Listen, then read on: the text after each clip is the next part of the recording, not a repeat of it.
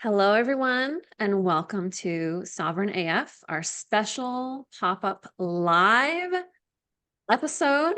I'm here with our surprise guest, and we're going to dive deep into the eclipse portal, what that means, everything about the upcoming two eclipses, and in between the eclipses is what we're calling the portal.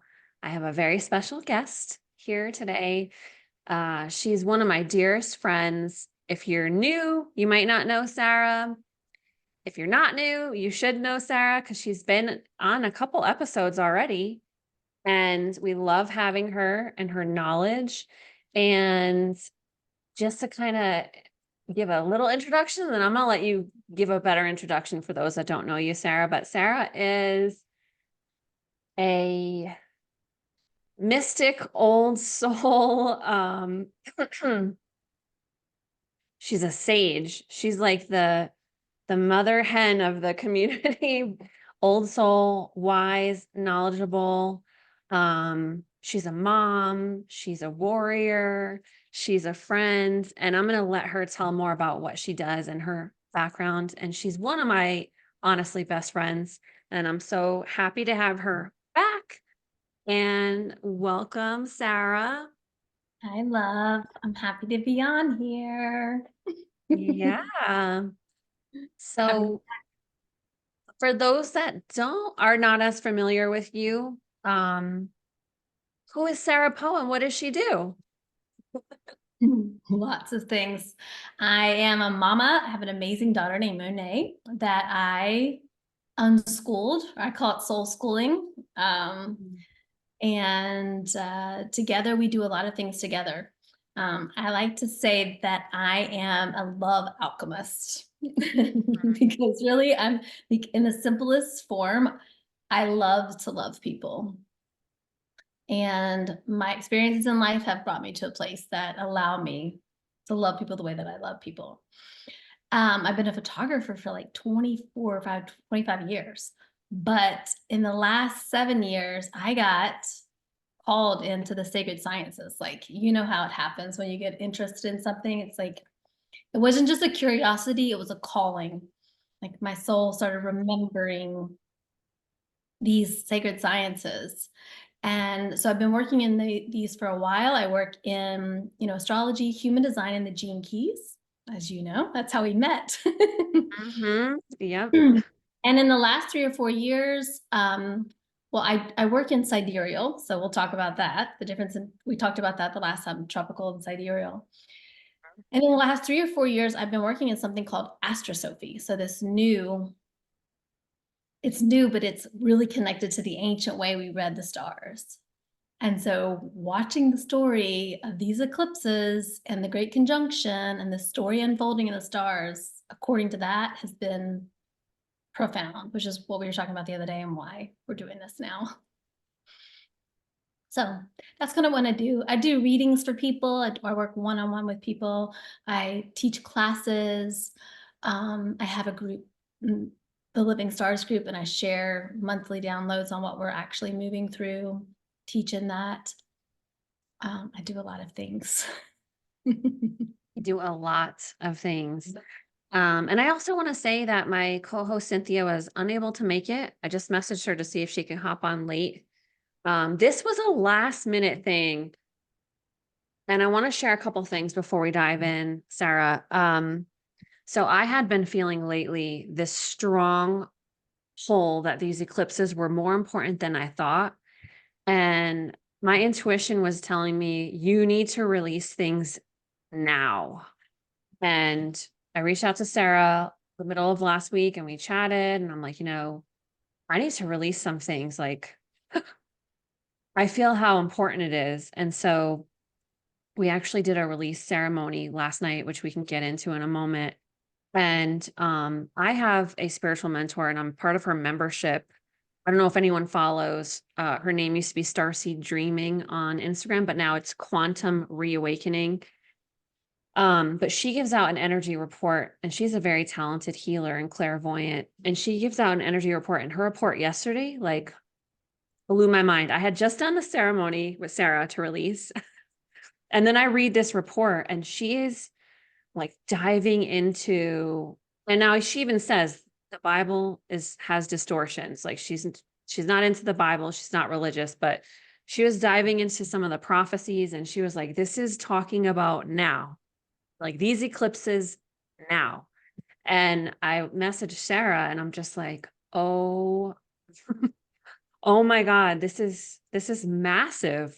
And hearing a lot of intuitives and also knowing intuitively that like April kind of means something, right? And people have been saying things are going to shift in April, something could happen. There could even be like a potential like false flag event. I don't even know, but I reached out to Sarah. We did this release ceremony and I'm like, hey, let's come on and let's talk about this because it's that important that we're going to squeeze this little pop-up in because I want everyone to know how important this is. What are some things you can do? What are some, supports that we have for you guys? I'm always looking to bring value to you. So, let's dive in. I don't even know where to start. I know. Do you want to do like a quick before we get into the eclipse for those of you that haven't seen a past episode with Sarah, like a quick summary of sidereal or Eastern versus Western astrology? That's important. Yeah. So yeah. So I will say that we all are intuitive, but in my clairvoyance in the beginning of doing readings for people after I'd been trained, I was receiving messages that weren't in alignment with what I was seeing in the charts. That makes sense. So there was this confusion, there was this resistance in that. And then came in a sidereal astrology. And it was around my birthday that I witnessed that actually the sun wasn't in Gemini on June 6th. And, you share birthdays right beside each other. And it Yes. was like whoa, whoa, whoa, whoa, whoa, whoa, whoa. I thought I'm a Gemini, but the sun is clearly not in Gemini right now. It's in Taurus. And that began I'm deeply curious. And when I see a distortion in something, I follow the thread, just like you. So Can I follow the ask thread. can I Yeah. ask a quick question on what you just said? Mhm. How did you know that the sun was not in Gemini? In the astronomy, it was astronomy app, Okay. right? Like NASA, well, we talk about NASA, but any kind of astronomy application. So astronomy is the science of the planets, and I was really interested in that. And so looking at the science of where the planets actually are, I saw that. And then there's a ton of different apps you got. So I got like every single app, and every single app, when I would look at it, would say, oh, it's a Taurus. So that's how that happened. So then I went down the rabbit hole, started studying the history. And yeah, I would say I'm a mystic. I will study everything that there is on the subject. So since then I have studied about anything that I could get my hands on. So what I would share is tropical astrology was created when the Romans created the Gregorian calendar. So the 7 planets used to be how we measured the days of the week. 7 planets, 7 days of the week. And our entire calendar system was based in relationship with nature, with the stars and planets. So come along the Romans, they create the Gregorian calendar, and they also hire Claudius Ptolemy, a map maker, to make a map of the stars. That map, written 2,000 years ago, is the tropical astrology system. But because of the wobble of the earth, every 72 years, we move 1 degree out of alignment with that old map. So I think about it as like taking a map to go on a journey somewhere, to go on vacation. And if you have that old map, you're definitely not gonna land at your vacation spot, right? So sidereal is the science of the stars, where we continued to follow the stars in relationship, to look up, to be in relationship, to see where the sun and the stars and the moon were. That's sidereal. Does that make sense? Awesome. Yeah, definitely. And I guess before we dive in, quick explanation of human design and gene keys, because I think just about everyone knows astrology. I think some people know human design, not that many people know gene keys. That's been my experience. I don't know about yours. Mhm. So maybe just a quick explanation, because that's what she blends together when she does readings, which is really fascinating. Um, so human design, how would you describe what human design is? Well, we can look at human design as like our spiritual body, our energetic body. If we're all energy, if everything is made up of energy, then human design gives us this blueprint or this map of how our energy works. And it dives deep into our emotional body, our intuition, um, uh, our actual life force energy, why some people have different amounts of energy than other people, why some people have anxiety when they come into a room with people, um, why some people need more time alone, why other people are charged by people. It goes really deep into helping us understand our spiritual self, our purpose in life is in that as well. It's a kind of a deeper dive into your purpose than astrology. Yeah, and how we can make decisions in life, how we can operate in life by understanding ourselves as energy. And I got into it too because it helps me on my own healing journey to understand my unique design. So that's how I got into human design, because I'm a manifestor in my human design, and that operates different than most of the world. None of them are better or worse, right? It's just operating Mhm. differently to understand ourselves. Then when we take that deeper into the gene keys, which is my favorite, the Mine gene, too. the gene keys is originally based on the I Ching, which is thousands of years old. And it goes into the spiritual science, the spiritual meanings of our DNA, our actual bloodline, like genetic codes. And we look at our gene keys as that we have there's 64 DNA, and your soul has a specific unique code. You came with specific one of those, some of those gene keys in your system that you're here to really birth on the planet. You're really here to alchemize those things. And then the gene keys looks at each one to say where we're still living in victimization or shadow, right? The lower self, and how to be aware of that to transform it into the gift that you're here to share, the higher frequency. And then the highest frequency is the city, or our highest self. So the gene keys really give you some juiciness to sink your teeth into and contemplate. And it's my favorite. Yeah. Mine too. And I love how we have a lot of similarities in astrology. And then with the gene keys, we have the same incarnation cross, which is basically tied to your life purpose. The So cross you're that's here. really cool. Mhm. Um, all right. Let's dive into what's going on right now with these two eclipses, the portal. Where do you want to start? Well, let's go back to 2017 first. Okay. Okay, because when we look astrology, we can follow astrology to say, okay, the full moon was last night in Virgo. What does that have to do with my emotional body in this? But really, the spiritual science of the stars is to follow them for a long period of time and to look at a big picture, because we're looking at patterns. And I'm very big into, and you agree with me on this, I think, that we're in relationship with them, we're not victims to them. So we don't like blame Mercury retrograde on our problems. Yep. Right? So that's a big thing for me. But when we look at these patterns, we can see everything in nature as cycles and patterns. So with these eclipses and with what's happening, if we start to go back and say, okay, when did we have that conjunction the last time? What happened on the planet? All right, when did we have it before that? What happened on the planet? So that's what I've been doing, is going back hundreds of years and looking at the cycles to see what happened on these specific conjunctions or specific eclipses, right? So I've gone way back, but if we just go back to 2017, the eclipse that we had then kind of marks the beginning of this 7-year period that we're in right now, that concludes and begins a new cycle with this next eclipse, April 8th. In the middle of these 7 years, we had that great conjunction of Jupiter and Saturn in 2020. So we see a few kind of stories unfold in this time.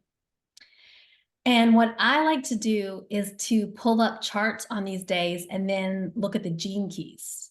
That's my magic. Go in there and I look at the gene keys. So because gene keys hold these genetic patterns, these ancestral patterns, right? So, okay, you're gonna love this. 2017, through Astrosophy's mathematics, not through the tropical, right? Mm-hmm. Guess what the gene key was in that eclipse? Okay, What? I'll tell you. It was gene key 56, and the shadow of it is called the world mask. Ooh, you told me that. Isn't that wild? Love it. Love it. Yeah. Because the veil is being lifted. That was being lifted. So that went into, so if we looked at the eclipse then, we can see this kind of bigger picture. So for all of us, we can kind of look at where we were in 2017, what was going on in our lives, what was our patterns and our cycles, things like that. And then what have we been moving through these 7 years? And the eclipse that we had in October, we had another eclipse in October. It's called the Archangels of Peace eclipse. And it activated gene key 6, which is the gene key codes of peace on earth. Mm.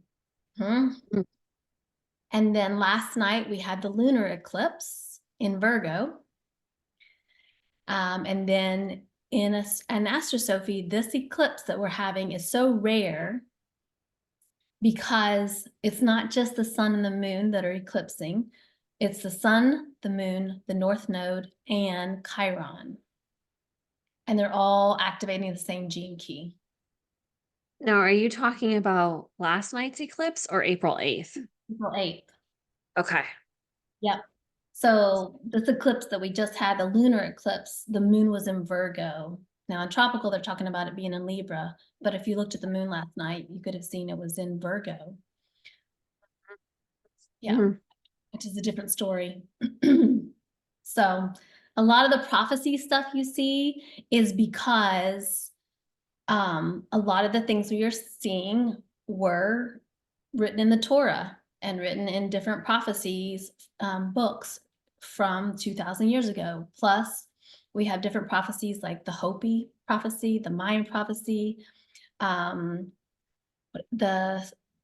7 fires of the Anishinaabe, and 6 of those have already happened, and the 7th one is the last one.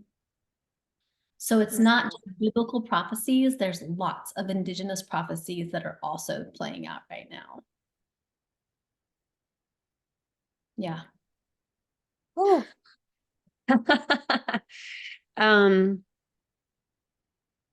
So I'm seeing a lot of people, I don't know if you want to get into this at all, but talking about the 2017 eclipse and then bringing it forward and how it crosses and it makes a cross on the US and the cities that it crosses. I mean, I don't know if you want to get into that at all or. Sure, I can go into it a little bit. Okay. So I like to think God has a sense of humor in all this. So I started looking in the X places, like started researching this because I started studying the eclipse about a year ago. And I was like, every time something new would come up, I would be like, oh my goodness, you can't make this stuff up. So this eclipse you started studying a year ago? Yes. Wow. Yeah, I've been blessings. I've been studying it for about a year and then studying the past eclipses and putting a lot of things together for this. And there's so many little pieces, so many puzzles, which is why I did the 4-part series that we'll talk about later, because there's so much in it. And there's so much hope in it, right? But there's definitely an invitation here. So the 2 lines definitely are going over cities. It goes over like 20 cities called Salem. Okay. And then it goes over 7 cities in the line that are Nineveh, city called Nineveh. And in the Bible, there's the story of Jonah and the whale and the story of Nineveh. Have you ever heard that story? I think I have, but Yeah. you can like tell us a little bit. Yeah. So Nineveh, the story of Nineveh, which is like you know, kind of how we look at well, Chiron is an archetype, or Apollo, right? This is a parable. So the parable is that God tells Jonah to go to the city Nineveh because Nineveh has turned away from God. Okay. So I look at it as like, if we look at the word sin, sin means to miss the mark, right? Or sin means to be separate from God, to separate yourself from God. If we look at that God as love or God as nature, what do we see happening on the planets? We see a lot of corruption. We see a lot of corruption. We see a lot of disconnection from nature, from humanity, from community, from the ways. And so Nineveh would represent that. Nineveh would be a community that has been disconnected from nature, from love, from God, right? So Jonah gets a vision that he's supposed to go and tell the people of Nineveh that they need to return to nature, return to God, right? They need to see themselves and change their ways, or else God's going to destroy Nineveh. That's the parable. And Jonah says he's going to do it, but then he doesn't go. He decides, actually, I don't want to do that. I'm not going to do that. So he gets on a boat and a big storm comes and the people in the boat are like, who's on the boat that's causing this storm to come up? And they find out who Jonah is and they throw him off of the boat and he gets swallowed and put into the belly of the whale. Jonah and the whale. So we can look at this, we can look at it in a lot of different ways of like when we know, like we talked about in the rebirth, like you know what you're here to do.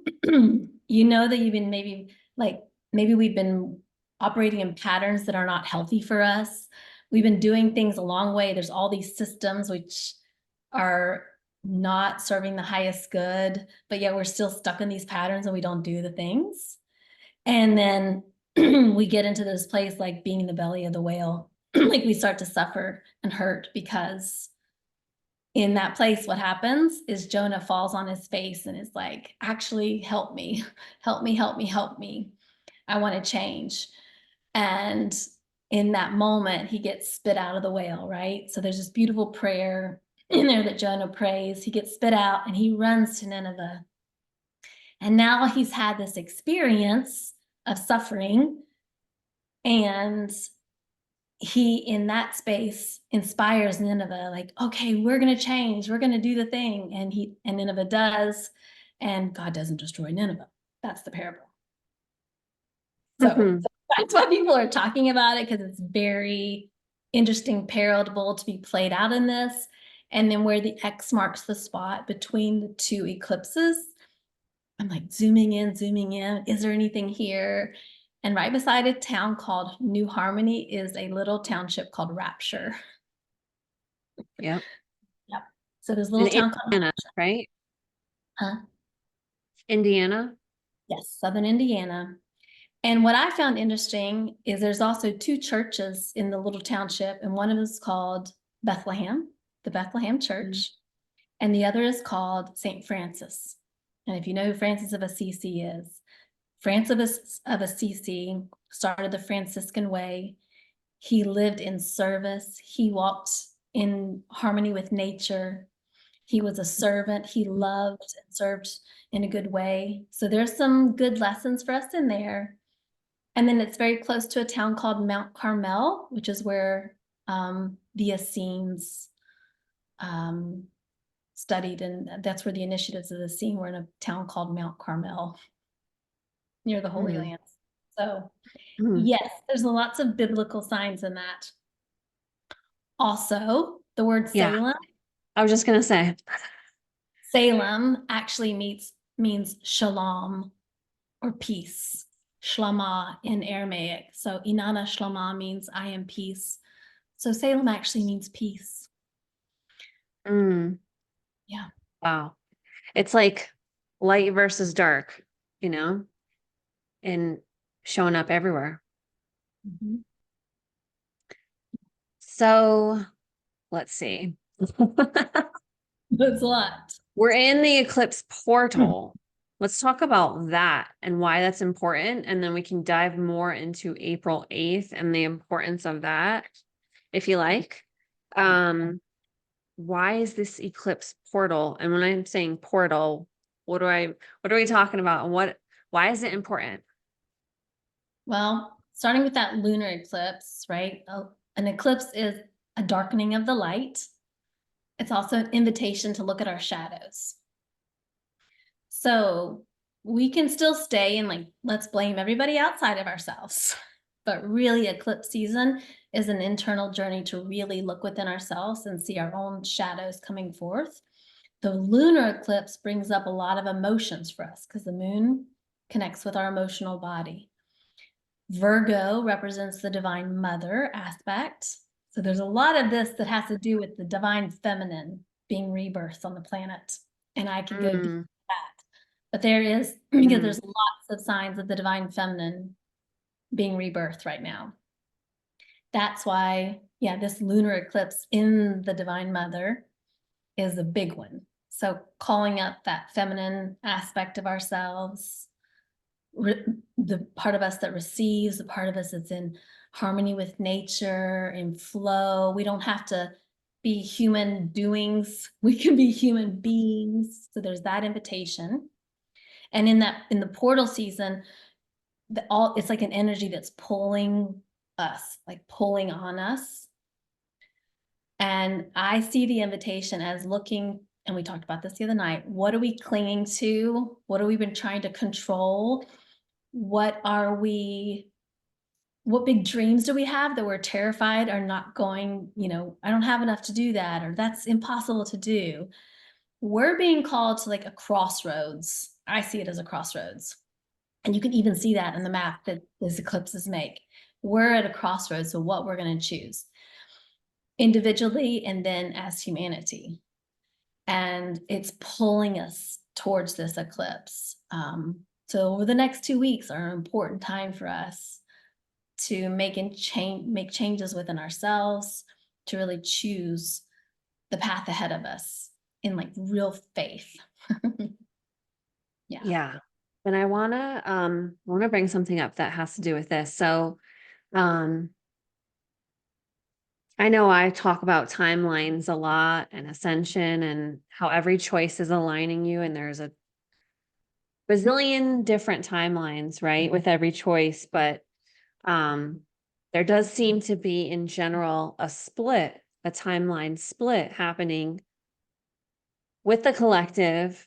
Um and I feel like it lines up to this eclipse portal. And the messages that I've been getting and that I've seen other people that I trust have been saying is that especially April 8th is kind of a breaking point. Like, what timeline are you on? And I feel like if you're holding on to too much of the past and you're not willing to look inside, you're not really, I feel like the universe, source, God, whatever is saying, like, hey, you want this higher timeline, but like, do you really want it? Like, are you embodying the version of you on that higher timeline? And we're like at precipice here with this April 8th. And I feel like it's a massive point where the timelines are going to split even further. I mean, I think you can see it in what's happening in reality when you have conversations with people and you're like, man, they are not on my timeline, and it's not, we can get into judgment like in the spiritual community, which I try not to do because everyone has a choice. And I feel like it's when you're looking at, and we say higher and lower, whatever, that's how we talk about things in 3D, we label them, but it's really, we're all headed to the same end destination. But I see it as, I use this analogy of like, some of us are on the local train, some of us are on the express, right?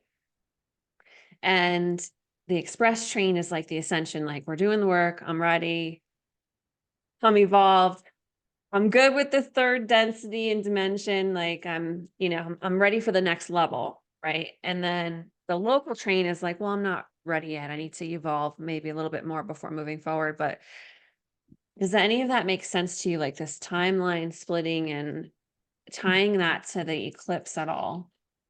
Yeah, I feel a lot of that. And I've felt it for a long time. I felt it for a really long time. And if we we're really coming back into unity consciousness, that's the goal. So if we look at this from the lens of love, then we can see, well, some of us, some humans have been through a lot of experiences, suffering, maybe traumas, and been in the work for a while, done a lot of shadow work, we could say, right? And so in this time, maybe you'll be somebody who is able to hold a lot more light and love for others. Yeah. But what are you choosing? And it's time to choose it. It's time to choose the path that we're on, Mhm. right? The path that we want to be on. And it's not about the talk anymore. It's about the embodiment of it. We see so many people talking the talk. And I experienced the last couple of weeks really going into some shadow and seeing where I judge a lot of people. So I had to look within myself on that. And so you can do that. You can look at that and say, where is that I need and my self-judging? And then where am I seeing something in the field that's selfishness that I would like to inspire change in? And there's a lot of like, how many wealth classes do we need? How many money classes do we actually, courses do we need out there? Right. And can we just start actually supporting each other and co-creating and doing these kind of things? So Mm, yeah, I see a lot of that happening, but I do see this as a massive timeline shift. Like, mm, and I'm already feeling that and experiencing that. What's curious about this eclipse is that it activates gene key 22 in sidereal, in astrosophie, which is the key code of graciousness and grace. So, cool.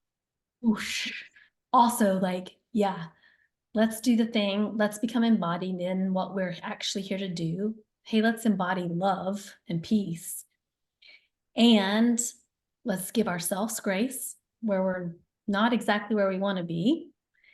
And then be able to give that grace to other people on where they are in their journey. I think And that's huge, yeah, is it's huge. accepting others where they're at, because I feel like even people in the spiritual community, we get stuck in this, 3D, 5D and ascension and descension, and I'm on the higher timeline, you're not, and a lot of judgment there. But really, like I said, we're all headed to the same place. It's just we're on different paths to get there. Some are on the express train, some are on the local train. But it's challenging. It is challenging to interact with people in this current time who have no idea what's going on, and to still hold love and compassion. And I have to bite my tongue a lot of the times because I have to ask myself, is it worth it even to respond, or to just, or to even continue this conversation in the direction it's going? Because this person is headed to totally different level of awareness, and it's like we're not lining up. It's just going to be a disagreement. So it's finding graceful ways around that as well. But let's talk about releasing, and we can share a little bit about um so Sunday night we did a ceremony, Sarah and I, and I'm going to tell on myself that I have been calling in my higher timeline for a long time, and I have not been fully embodying it. I have not had healthy boundaries at times. I have not always done what's in my highest good and others, whether it's I'm discomfortable, or I'm stuck in my emotions, or I'm struggling to let go of people, places, and things, and it's realizing like sometimes letting go let's just say of a person, right, allows them the chance to get to their higher timeline. And that really hit me hard. And um we had a lot of tears on Sunday. Um and I keep telling you that you should have that as an offering for, because I feel like what I'm seeing is so many people releasing, so many people letting go, shedding layers, or struggling in the process, um, and having the proper outlet to release. You know what I mean?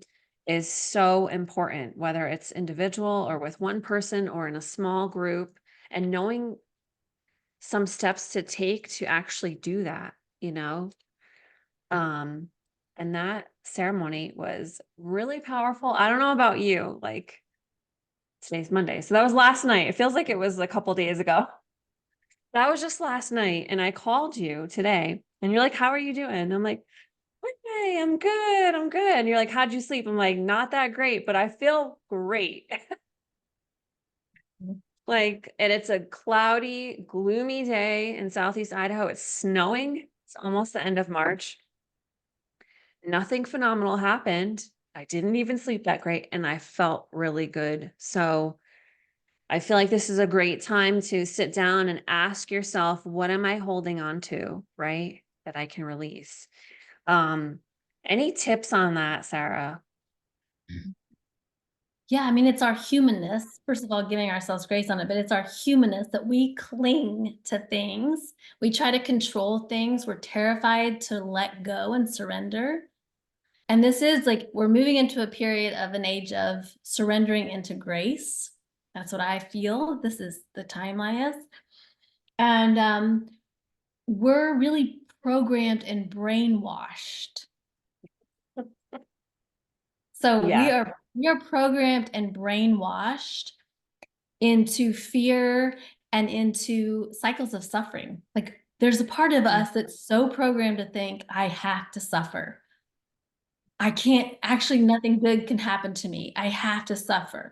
And we think that in ways of like, I'm not worthy of the good things, right? We think Mhm. we experience that in ways of like, oh, I could never have anything better than this, or this is all that I deserve, right? So we first have to start becoming aware of that. And, you know, I grew up in the fundamentalist Southern Baptist, right, church, and there was a lot of shame and judgment in that. And I firmly believe that our vision of God, source, universe, creator, whatever you name it, I love it that Mary Magdalene called it the good. That's Mm, perfect, right? But she names love it it. not God, but the good. That version shows us how we treat ourselves. And we've all been programmed into these religions, these Abrahamic religions, where we're looking for a savior outside of ourselves, where we need to sacrifice and suffer in order to, you know, have Repent and suffer and all this. all of this. And really, so I've been inspiring people into like, what's your version of quote unquote God, right? And if we see the good as like the perfect parents that can't wait to give us the present on Christmas morning, Mm, exactly what we want, that's what's here for us. And the fact that we mm, signed up for this. I just, in my Holy Rebels call tonight, we tapped in with Mother Mary as a guide for us. And Mother Mary says, you signed up for this. This is your destiny. We're all sitting here waiting to give you every resource, every co-creative partner, the land, the everything. Like we're waiting here. mm. And that's what I see that's calling us forward. And we just have to like let go of our smallness. Yeah. Like these little egoistic ideas to let the abundance really pour over us. And that starts with gratitude. Like we had gratitude in the ceremony. We started with gratitude for the lessons we've learned for these experiences. And thank you Mm, very much. I've learned that. And we were talking about this. We actually don't have to learn just through suffering. Children learn the best through play. Like I homeschooled my child and I made every activity something playful because you actually retain it better through play. So let's all stop thinking that we have to learn through suffering and we can actually learn through fun and play and creativity. Yeah, absolutely. So I had to refresh my phone. For some reason, it wasn't showing me comments. And so I refreshed. Now I see your comments, everyone. Chastity said, I slipped a little. It's time to tighten it back up. Heck yeah, tighten it back up. Um, and that's what I love about connecting with like-minded people that are talking about the same things, like how Sarah and I, we did the ceremony together. We both released things and, working with others on not feeling like you're alone. Sonia said, I had a crazy heart palp earlier and now dizzy connection. So I want to have a personal share on that. I do get those once in a while. I think it can be related to ascension, solar energies, things going on. And obviously there can be a physical thing. So I don't want to say, oh, it's just ascension, don't worry about it. But that is a symptom of ascension and what's happening. But use your intuition. If it keeps happening, it feels weird and other things start happening, maybe it's time to check it out. But I do get that. I was actually having that early in our chat right now. And I was like, okay, just breathe. Gotta love when you're like on a recording and like your heart's like, phew. Hi, Cynthia. I love you. I wish you could be on with us. Um, Lots of people with heart racing. Yes, it's common. Lots of tears, lots of emotions, this lunar eclipse, this just feeling that need to release. And that's okay, everybody. It's really Um, good. Please do it. yeah, Cry, yeah. cry. And if you know you need to cry and you can't cry, I mean, watch The Notebook or something. I don't know, watch some sort of Oh, that's gonna make me really cry. The note. like do some things that will help you cry. I'm the gift of if you want to cry and you can't cry, I will start crying because I'll feel that you want to cry, and then usually it helps you cry. Have a friend like me. I feel like that's my mom. Like I'm a crier and I have shed so many tears, especially these last few months. I have been struggling big time with something and I feel like it's a matter of, and I don't know if this is helpful to you guys, and I don't know if Sarah, you do this. I think you naturally do it. I think you and I naturally do this where I view a situation I'm struggling with, person, place, thing, event, whatever. I try to zoom out and I view it from the higher perspective. Like I pretend like, we're basically in a video game anyway, right? And I zoom out to my higher self perspective, looking in. And so what is my higher self thinking about this? And what's the higher perspective? What's the meaning? What's the purpose? What's the lesson? And why am I still struggling? Like, why can't I let go? If I can at least grasp the lesson and the purpose of, I think everything happens for a reason. People come into your path for a reason. Jobs come and go, things happen in this reality for a reason. And so I like to zoom out from that higher perspective. And I think that that's helped me get through really, really tough times. So I don't And know. meditation in this eclipse season, once you say a prayer though, you're saying it. So in eclipse season, I've said, number one, unveil what needs to be seen, unveil the truth, because apocalypse just means unveiling. So everything's being unveiling, the truth's being unveiled. So I've prayed, unveil to me what I need to see. So, and take everything out of my life that's not in alignment with my highest good.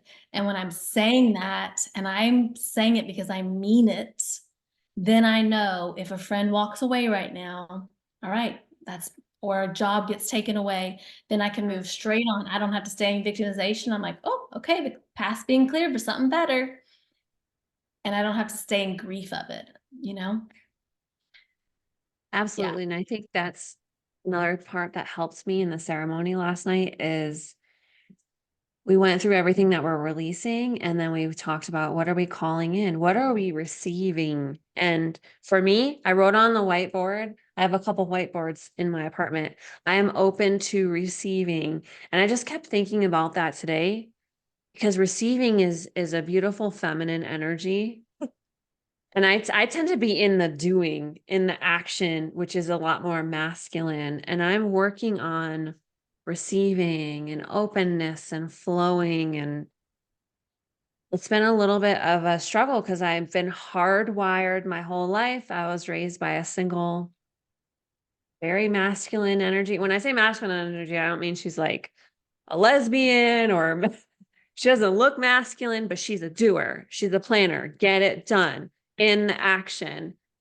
And so now I'm trying to rewire my brain into flowing, creativity, and receiving. And it takes a little while.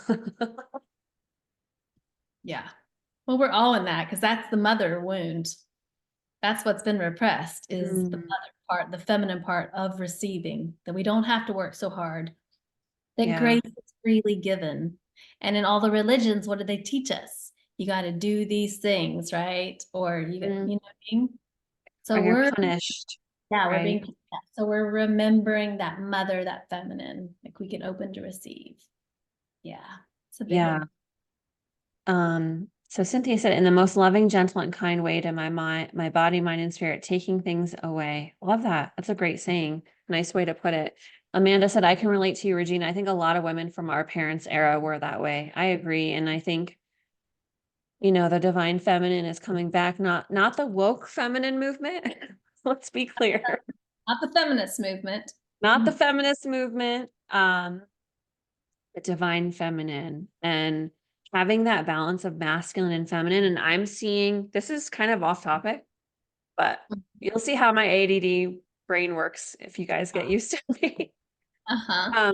I'm seeing a lot of anti-feminist movement people going way too far into the old age of Mm-hmm. toxic masculinity. Like women are submissive, they listen, they don't talk, you're a doormat, you don't have a voice, like you're seen and not heard. Kind of like the children of our age, where I can't even tell you how many times I heard children are seen and not heard, right? And so I feel like there's just this polar opposite of the woke feminist movement, which is incredibly toxic, and the old toxic masculinity.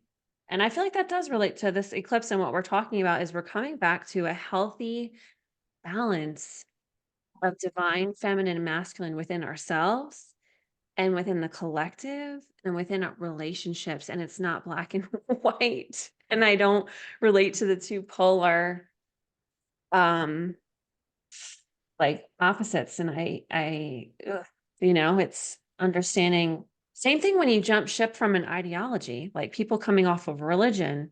You don't have to go so far into new age or, you're coming off of leftist ideology politically. You don't have to go towards the right. You don't have to join a group, right? You can stand alone and just think for yourself. And like, I don't have a label.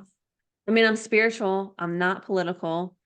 I don't have a label. I'm not a new ager. I don't like there's no label for me. Like in terms of a lot of these ideologies, and I don't really care to, you know what I mean? Like you guys are my group. Like this is the group I'm creating is open-minded critical thinkers, you know. Um but I love how we're bringing that divine feminine in, and hopefully people are realizing the true nature of this reality, their true nature, the true nature of God source within them, not something in the sky that you fear. Like that's another thing when I see people's profiles and it's like God fearing, and I'm like, okay, but do you think God really is to be feared? I mean, God is love. Mhm. So a lot of programming that we're shedding all together individually and collectively. And it's nice to see people question and start to shed. And um yeah, time is going by. So what else about this April 8th? Because part of me is so excited for April 8th, and part of me is like, holy shit, like, should I be inside like with my I talked to a friend today and I was telling him how important this is, and he's like, I need to get some more ammo. Yeah, people are going into that. Yeah, it's like watch. I don't remember that movie Tomorrowland. I'm pretty anti-Disney, but there's a movie called Tomorrowland where like all their visions are being projected into the collective, and that's what's creating our reality, which we know our thoughts create our reality. So that's why I've been really wanting to inspire people into a place of love and peace and hope in this. And if we look at this patterns, and I've got some free videos on my YouTube that talk about the 4 turning points of time and how United States is a pivotal point for the entire world right now. And we're in a 4th turning point in time. We're in a crisis point. And if we see what's happened before, we can change the story. We can write this new story. So I'm looking at it and going into it with a lot of hope and faith and excitement. And when any kind of fear comes up, I am going into practices to transform that and go back into, nope, actually, what am I here to create for the new earth? I'm seeing my piece of land and the horses and the things, and I'm going into that and seeing, actually, that's what's going to happen. And could both timelines be happening at the same time? 100%. Mhm. Some people still stay into division and war and all those kind of things, and other people be building their land projects and living in community and harmony and growing their own food. And yeah, that's already happening. Yeah. So, Monet is on. Hi, Monet. hi, Monet. This is all Monet's art behind me. She's a I was fantastic, checking that out actually behind you. incredible artist. I Incredible. think we all know that things are going to happen, right? I mean, we're watching ancient, old, corrupt systems start to crumble. And I think, without going into fear, I think April 8th is going to accelerate some of that crumbling. And nobody fully knows how that's going to play out, right? There's going to be some changes, right? And we know that there's a spiritual war going on behind the scenes with the dark and the light. And I do feel we've already tipped the scales, that like the light has already tipped the scales. We have, whether it's enough organic souls on this planet have chosen ascension or reached a level of awakening or spirituality or evolution or whatever you want to say. Well, I think we've tipped that scale, but we still have to see these corrupt systems crumble. And that's, you know, not going to be a walk in the park. I don't know what that looks like. And I don't think you have to get into fear about it. And I love how you're talking about, it's basically what lens are you looking at reality through? Um, Well, what we are don't you need to choosing? sugarcoat it though. Right. I mean, shit's gonna hit the fan. Like, let's I mean, let's look at what happened. Like I had this same feeling in 2019 about what was coming. I got a vision 6 months before it happened. And what did we yeah. do? I prepared my family for what was coming. We boosted Yeah. our immune system because I saw that a lung illness was going to come. And that sounds woo-woo to a lot of people, but that's what happened for me. And some people listened to, and some people didn't listen to me. And could there be a financial crisis because we're still stuck in absolute selfishness and greed, and there's a distribution of prosperity that has to happen, and could that happen? Maybe. Whatever needs to be unveiled is going to be unveiled. I think that's inevitable at some point. Maybe it's this year, maybe it's next year. I don't know. I mean, how long can we use this, fake fiat Babylonian black magic money system that's not serving our highest good in any way? Um, Yeah. so there's a lot of changes coming, and I think it's how are you viewing it, right? What are you sitting in? Are you sitting in fear, or are you sitting in, creation and I think, if you, I mean, let's be honest, I've taken a few steps to calm that fear. I have some extra food, some extra water, a water filter, a little gold and silver. Like, I've actually done some posts, and maybe I'll share more about how I've prepared and how I continue to prepare slowly without fear. But it's not about becoming like a full-blown doomsday prepper and sitting in fear. It's about, I'll do a couple things, just for some safety, just because it'll make me feel a little better. And then um I'm gonna live life and work on what I'm creating and what I'm envisioning and be excited about that. And I do think that one reality that one person might see is going to be completely different than what another person's going to see. And it's based on how are you viewing things. But I do also think that there is different timelines happening simultaneously. And, I mean, that could get really woo. Yeah. We talk about that, but It also has to do with everybody's journey, because some people have just kept their masks on to say that, mm, that world mask in 2017, we had this calling, this eclipse that's called us to take off the world masks. And so we saw what was um, brought into light through that eclipse. So what will this great eclipse bring to the light? You can kind of see mm, that. And when you study the patterns of eclipses in the past, every great eclipse brought something new to the light. Just saying. Um, so yeah, absolutely. So why don't we do this? Believe it or not, we're at the hour mark just about, which is crazy. It just flew by. Why don't you tell us all the cool offerings you have, including supporting us through this eclipse, and where we can find you? We'll wrap up the recording and we'll hang out for a few minutes. This is why you definitely want to join the Facebook group if you're watching on YouTube or Rumble. So everyone on Facebook, get your questions together. If you have any questions, throw them in the chat. We'll get to them in a moment, but tell us all the amazing offerings you have. So right now I've been doing a series, a 4-part series called The Great Eclipse of Grace, because that's this eclipse. And I'm sharing all of the history and the things that I've been finding about these eclipses from 2017 to now that relate to the past 100 years, 200-year cycles and on, right? Through the lens of faith and love and awareness and some things that we can look at within ourselves.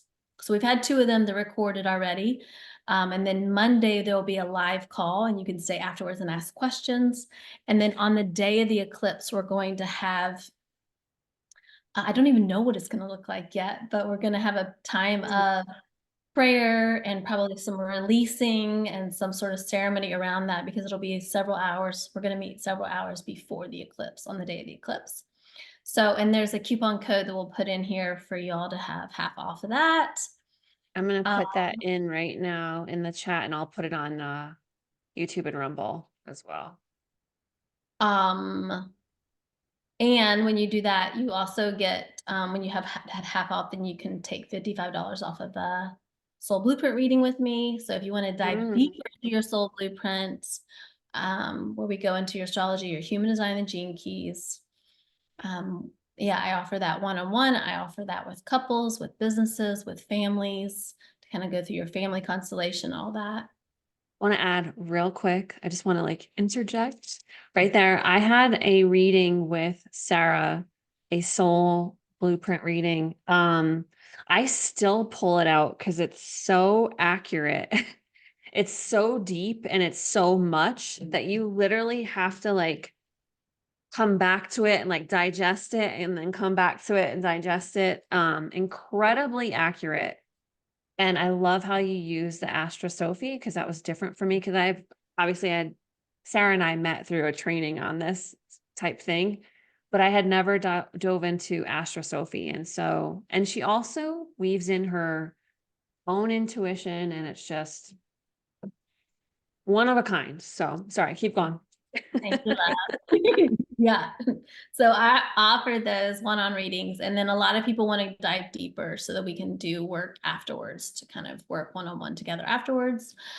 I offer group teachings and classes. I train people in this. And I have a monthly membership called Living Stars. And in Living Stars, you get the monthly calendar that shows you exactly what transits we're moving through, what gene keys and human design gates, so you can kind of prep your month ahead, prepare your heart for that. We have a live call on that. You get to ask any kind of questions. And then this year I'm adding, starting in April, I taught a course on Astrosophy. And this year, Living Stars, they're going to go through a whole year-long journey to learning how to pull up a chart, so in April, we'll go through Aries when we move into Aries, and we'll go deep dive into the zodiac of Aries and what planet it goes with. So that's really exciting. And that's Living Stars. And then Holy Rebels will be coming up soon too. And that's kind of more of my like mystical teachings of the Essenes, Mary of Magdalene. I teach a lot about Mary Magdalene. And yeah, so you can go to my website and there'll be more about Holy Rebels. Holy Rebels is this.